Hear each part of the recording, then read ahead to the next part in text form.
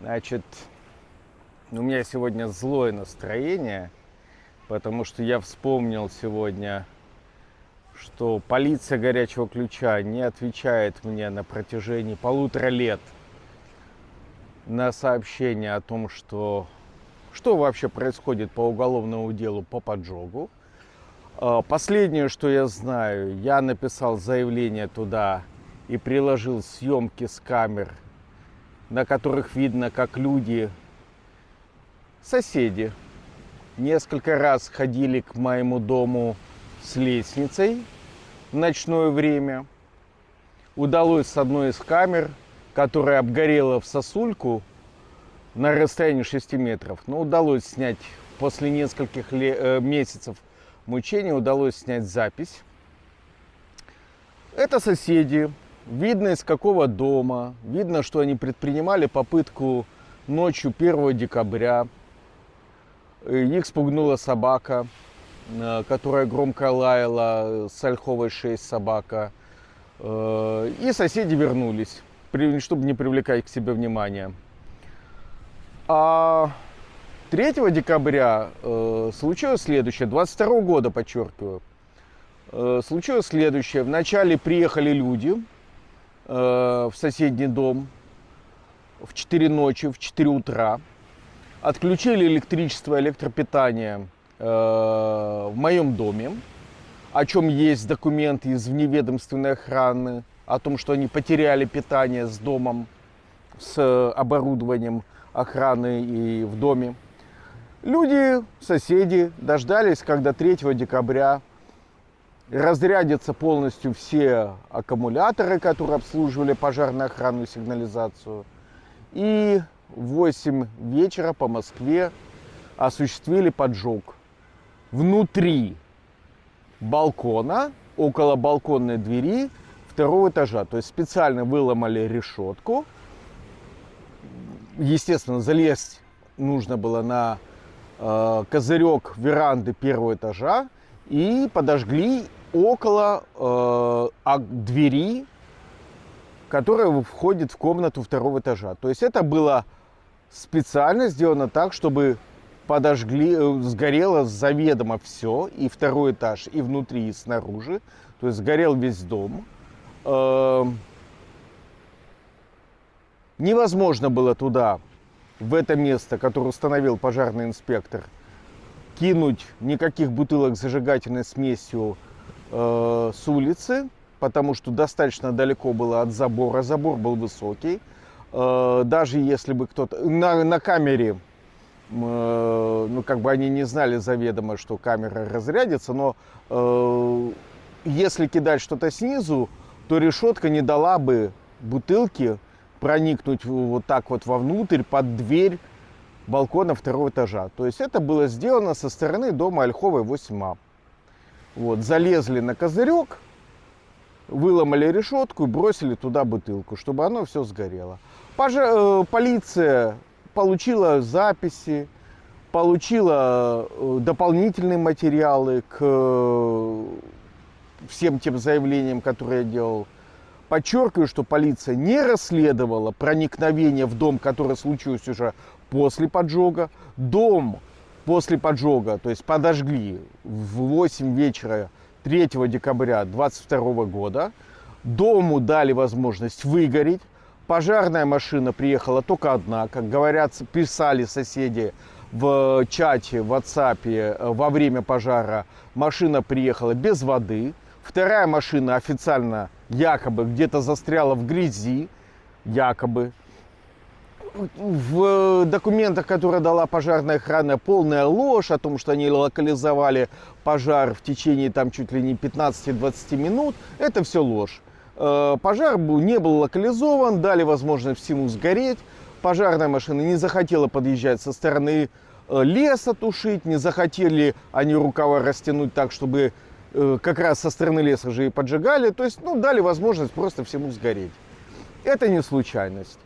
И несмотря на то, что на месте поджога в этом доме были пострадавшие другие, моя бывшая жена, она написала заявление, ну уже бывшая, она написала заявление о том, что прошу расследовать поджог. То есть изначально еще 3 декабря было написано заявление о том, что это поджог.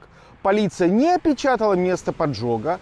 Участковый Сергей Тамукай собрал однотипные под копирку напечатанные заявления соседей о том, что это мы мамой клянемся, это короткое замыкание. То есть Тамукай с самого начала делал все, чтобы не расследовать этот поджог. Он фабриковал, по сути, документы однотипные, где все, даже не все соседи, настолько Тамукай не хотел выполнять своих обязанностей, что даже соседку, Елену, которая, собственно, мне позвонила в WhatsApp и сообщила о том, что у тебя горит крыша дома, то, что она увидела с Ольховой 3, даже ее Тамукай, буквально свидетельницу, которая участвовала во всех этих действиях, которая видела процесс начала пожара, которая со мной общалась, он даже ее не опросил. Тамукай подсунул всем 3 соседям, он всего лишь 3 опросил, хотя у меня больше соседей, он 3 соседям подсунул однотипный текст заявления, напечатанный Тамукаем, абсолютно одинаковые до грамматических ошибок и до использования оборотов, где Сергей Фенько с Ольховой 10 называет себя в женском роде.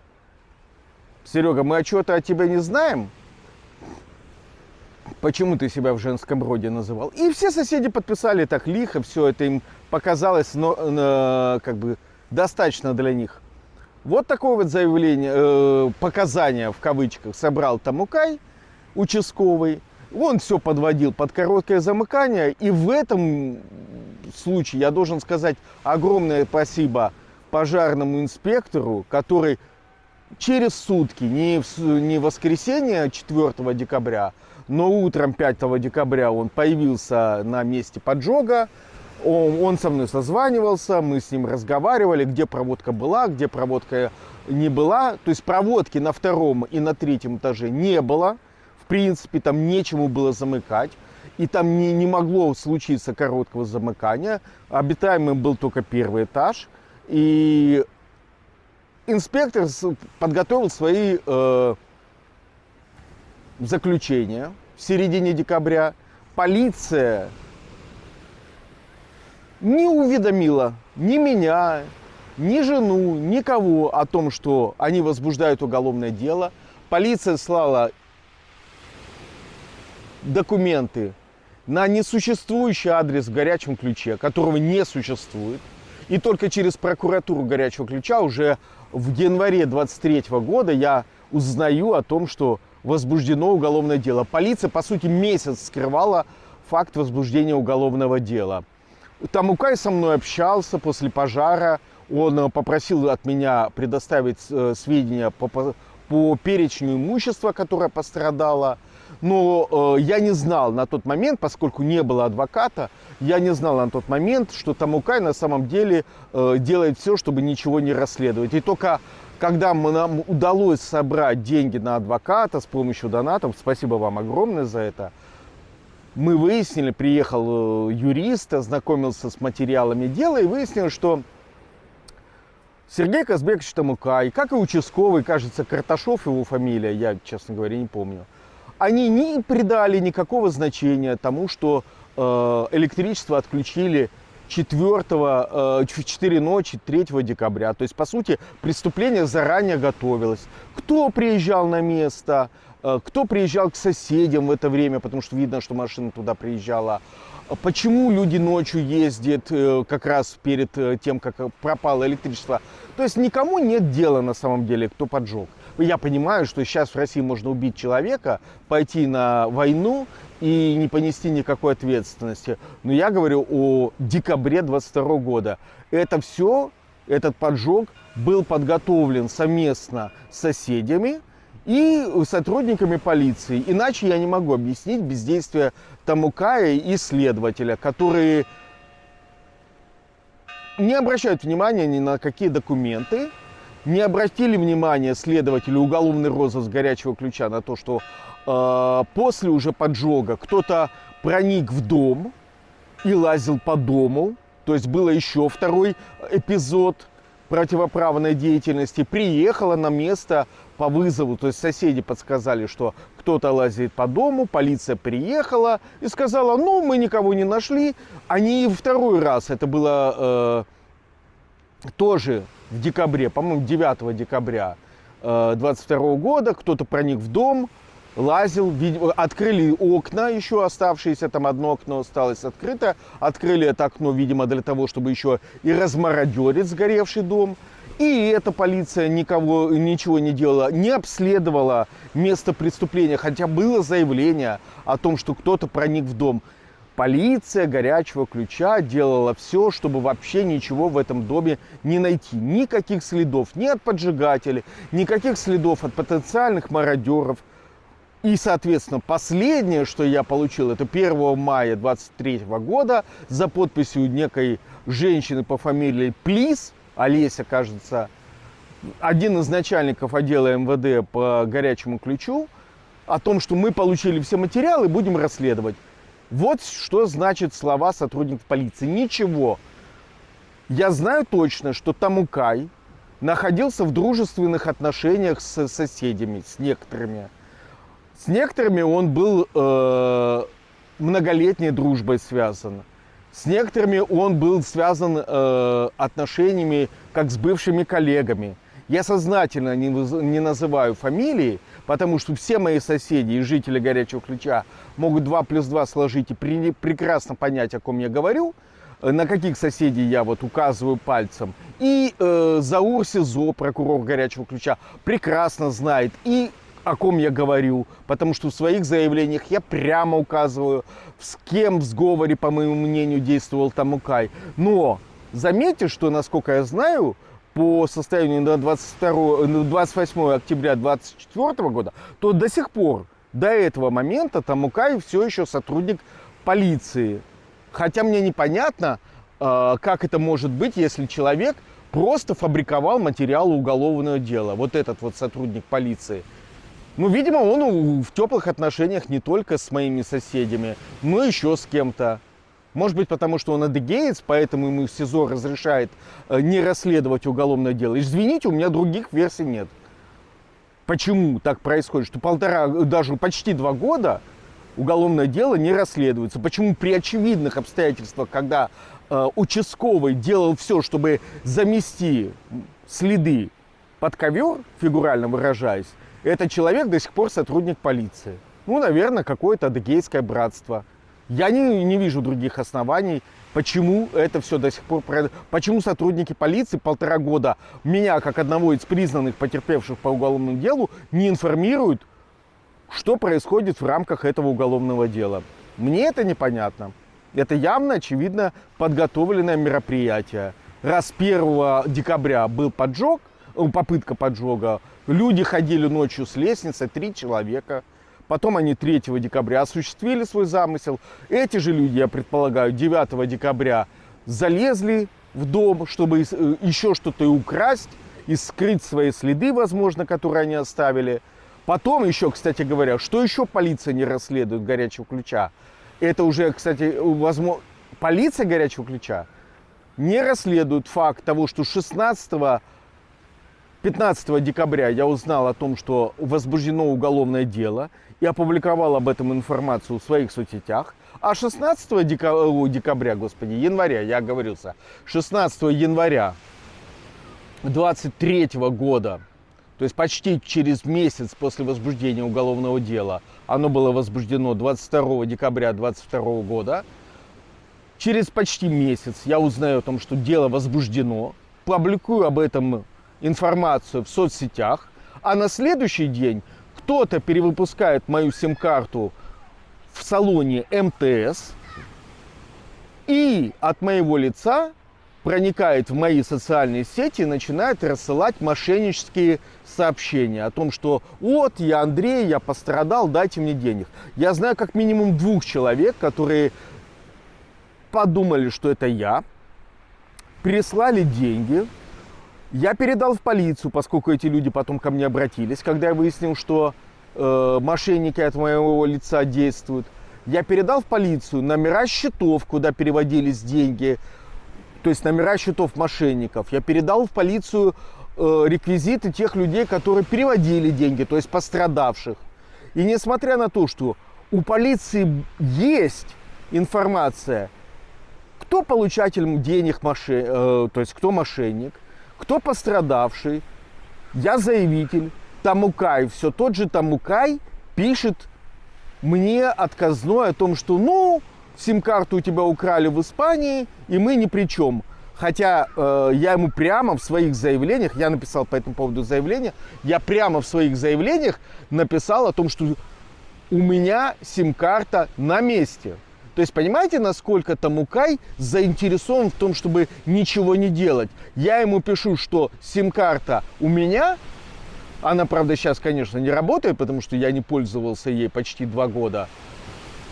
И Тамукай пишет, что нет, у тебя украли сим-карту. Хорошо, допустим, даже у меня украли сим-карту. У тебя, то есть у сотрудника полиции, есть реквизиты, куда перечислялись деньги. Выясняешь собственника этого счета, куда перечисляли деньги, то есть мошенникам перечисляли, и расследуешь это отдельный эпизод мошенничества. Но ничего, и в этом случае Сергей Казбекович Тамукай, участковый уполномоченный отдела МВД по горячему ключу, и в этом случае ничего не стал делать. Я вижу прямую заинтересованность Тамукая в том, чтобы в моем отношении ничего не делать. Это, кстати говоря, тот полицейский, который 17 марта 2018 года, через 5 минут после того, как я пришел на отдел, на участок избирателей в 3-й школе, УИК 1010, через 5 минут после того, как я туда пришел, Тамукай мне позвонил и пригласил в отдел предупредить меня о недопустимости экстремистских действий. То есть у этого человека, как минимум у этого сотрудника полиции, он не человек, он сотрудник полиции, у него как минимум с 2018 года есть предвзятое отношение ко мне. Я гарантирую, что каждое сказанное мной сейчас слово соответствует действительности. Если вы лично считаете, что я где-то соврал, то у вас есть мои контакты. Вы можете завести на меня в кои-то веки хоть какое-то уголовное дело. И в процессе этого уголовного дела я готов подтвердить каждое слово, которое я здесь сейчас сказал. Давайте дело о клевете возбуждайте. А если вы его не возбудите, я буду считать этого явка с повинной. Молчание, как известно, знак согласия. Не смог найти человека. На видео есть, что поджигатель находится на месте преступления, но Тамукай с 3 декабря 2022 года не смог опросить основного поджигателя. Представляете, как происходит? И очень хотелось бы разобраться, почему 1,5 года отдел полиции горячего ключа ничего не сообщает мне о том, что происходит в рамках уголовного дела. Очень хотелось бы узнать, почему вы не ищете мошенников, которые не только мою сим-карту продублировали, но еще и получили деньги от пострадавших. То есть там и не одно лицо пострадавшее, а несколько. И вы это тоже не хотите расследовать, хотя у вас есть все данные, чтобы найти мошенников. Очень хотелось бы понять, почему. Вот такое у меня веселое сегодня обращение ко всем. Пока я живой, я буду добиваться правды и справедливости.